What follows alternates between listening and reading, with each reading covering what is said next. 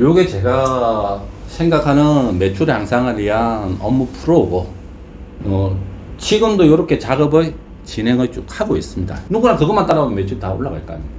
그렇게만. 되게 어려운 분야일수록 기본부터 하는 게 맞다고 얘기를 많이 하잖아요.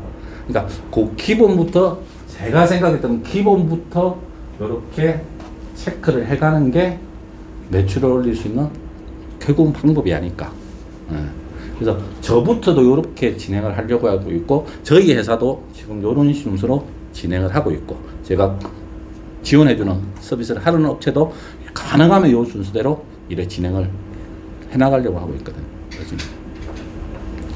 그 골목 식당에서도 보면 가서 어떤 식당에 가서 고기 현황을 파악해서 현황부터 파악하지 않습니까? 음식도 먹어보고 주방에 가서 막 다 뒤져보고, 그러니까 그 가게의 어떤 현황, 주변 상황이나 현황을 먼저 파악하는 게 우선이라고 생각하는 거죠.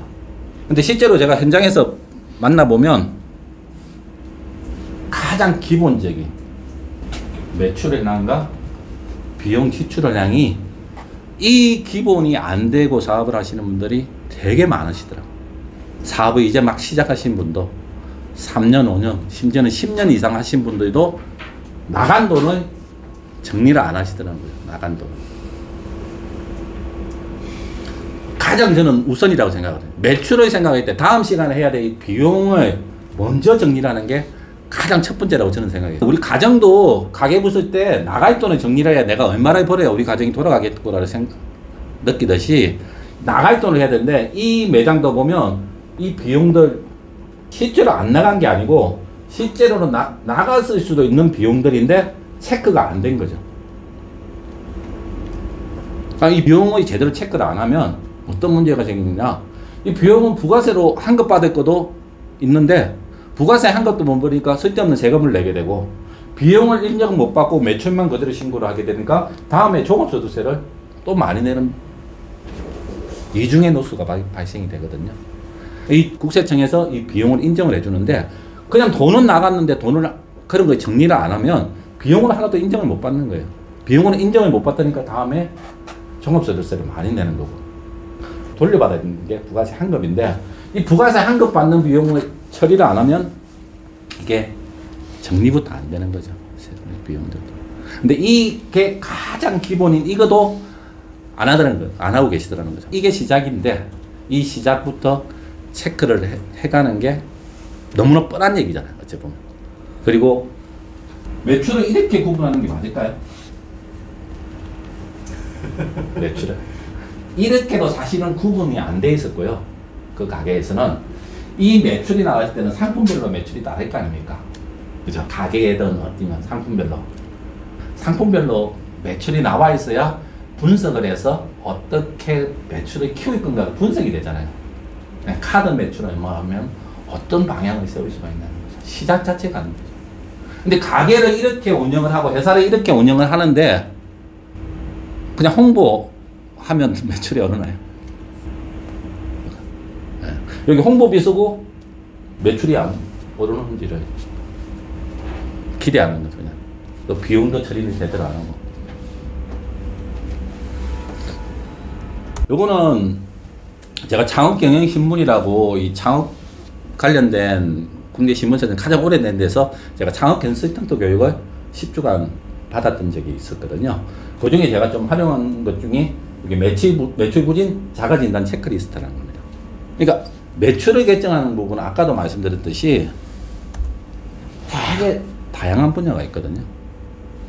판드가 신규 고객을 얼마나 우리가 잘 유치하고 있느냐, 신규 고객 유치하기 위해서 어떤 한 행동들을 하고 있느냐, 고객을 꾸준히 관리를 하고 있고 우리 고객들한테 어떤 관리들을 하고 있느냐, 그리고 아무리 좋은 가게라도 그 직원 하나 잘못 뽑으면 그 매장 이미지 확 나빠지잖아요.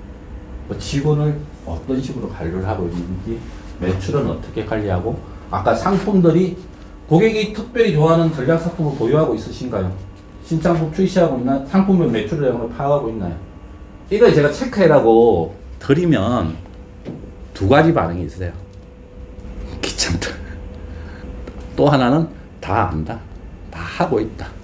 근데 이걸 세밀하게 하나하나씩 체크를 하면 내가 안 하고 있으면 이걸 왜 안 하고 있을까? 우리가 영업할 때 이걸 왜 못하고 이게 필요 없을까? 필요 없으면 안 하면 되는 거고 필요한데 못하고 있으면 이걸 할 방법을 찾으면 되는 거고 뭐가 있는지를 찾으면 되는 거고 어떤 것들이 있는지. 근데 이게 귀찮고 다 알고 있다고 해서 시작조차 안 하시는 거죠. 시작조차. 원인 파악부터 현황 파악이나 원인 파악부터 해야 되는데 그 단계에서 저하고 의견이 안 맞거나 저하고 생각이 다르면 시작 자체를 할 수가 없죠. 원인을 알아야 뭔가 개선책을 찾을 수가 있는데 이 시작 단계에서부터 그 원인을 찾기 위해 노력을 그 대표님이 호응을 안 해주시거나 생각이 저하고 너무 차이가 있으면 그건 진행을 할 수가 없죠. 그거는. 그리고 그 다음에 이제 제가 너희 갖고 하는 사업 컨셉부터 다시 설정을 해야 되는 거죠. 우리가 가진 게 뭐인가? 내가 가진 게 뭔고? 남들하고 어떤 차이? 그리고 우리 고객들은 어떤 사람인데 우리 고객이고 그 사람들은 어떤 니즈가 있고 어떤 서비스를 기대할까? 이런 부분부터 처음에 정리를 해야 좀 방향이 나오지 않을까 하는 거죠. 내가 경쟁력을 가질 수 있는 것들이. 이런 부분들을 참조해서 내가 누구하고 아니면 우리 가게가 남들하고 어떻게 차별화를 갈 수 있을까? 어떤 경쟁력을 가질 수 있는가는 끊임없이 참조하고 해서 노력을 해야 된다는 거예요. 고민을 해야 된다. 어떻게 차이가 나는가? 고객도 여러분 고객도 이렇게 나뉠 거예요. 기존 고객이 있을 거고 신규 고객이 있을 거고. 근데 통계적으로 보면 기존 고객을 유치하는 것보다 신규 고객을 유치하는 게 5배의 비용이나 노력이 더 들어간단 말이에요. 기존 고객보다 신규 고객 유치하는데. 그러니까 여러분들이 이 5배의 노력이나 비용을 들이고 있겠지. 또 다른 통계를 보면 매출의 80%는 기존 고객한테 나온다는 거죠. 근데 우리는 모든 많은 사람들은 여기에 집중을 하고 여기에 노력을 하죠. 신규 고객을 확보하는데 잡힌 고객은 신경을 안 쓰는 거죠. 잡힌 고객 신경을 안 쓰죠. 그리고 그 고객들한테 홍보를 할 때도 무료로 홍보할 수 있는 게 있고 무료로 광고할 수 있는 게 있고. 그리고 경쟁업체를 조사하기 위해서는 어떤 큰 기업체 같은 경우에는 전체적인 밸류 체인을 보고 이렇게 분석하기도 하고, 어떤 이것도 서울시 소상공인 시장진흥공단이나 이런 데 보면 이런 상권 분석 서비스가 있거든요. 그래서 이런 상권 분석 서비스를 갖고 어떤 정답을 얻는다는 게 아니고 어떤 인사이트라고 말해요. 어떤 통찰, 뭔가를 캐치할 수가 있는 거죠. 나의 주변에, 우리 주변의 상권이라든지 이런 걸 분석해 보면서, 가게를 분석해 보면서 주변을. 나라는 사람은 어떤 사람인가? 나라는 사람은 어떤 사람인가? 내 고객들은 어떤 사람들인가?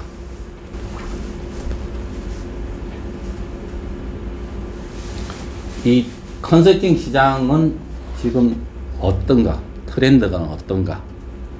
그리고 내가 가지고 있는 상품은 어떤가? 이게 저라는 한 사람이 제가 하고 있는 일을 이거 분석을 한 거거든요. 이거 쭉 그냥 적은 거예요. 그냥 친 거예요. 제 머릿속에 그냥 생각나는 대로 쭉 친 거거든요. 이렇게 쭉 쓰면, 이렇게 쭉 쓰면 이런 눈에 띄는 노란색으로 치면 눈에 띄는 단어들이 있을 거예요. 얘가 키워드입니다. 저는 잘 알지만 고객들이 과연 우리 상품을 안 하는 거죠. 중심 분석이 안 돼 있기는 그 단계로 광고를 하는 거예요. 돈 낭비를 하는 거죠. 고객들의 수준이나 이런 걸 파악을 하면 거기에 맞는 단어들이 나올 거라는 거죠. 키워드로. 요즘의 모든 광고의 모든 거는 온라인 SNS 시대에는 컨텐츠하고 키워드가 거의 다라고 하는 걸 여러분도 아마 인정하실 거예요. 지금까지 제가 어떤 광고 매체 얘기도 안 했잖아요. 지금 쭉 있잖아요. 매출을 얘기를 하는데 지금까지 단계에서 반 이상의 단계가 지났지만 어떤 매체도 나온 게 없어요. 어떤 매체. 근데 딱 매출이 안 나온다 하면 매체부터 생각하는 거죠. 제가 지난주에 말한 자금을 할 때도 순서가 있고 매출을 할 때도 순서가 필요하다는 게, 그래서 단어를 찾아봤습니다. 이제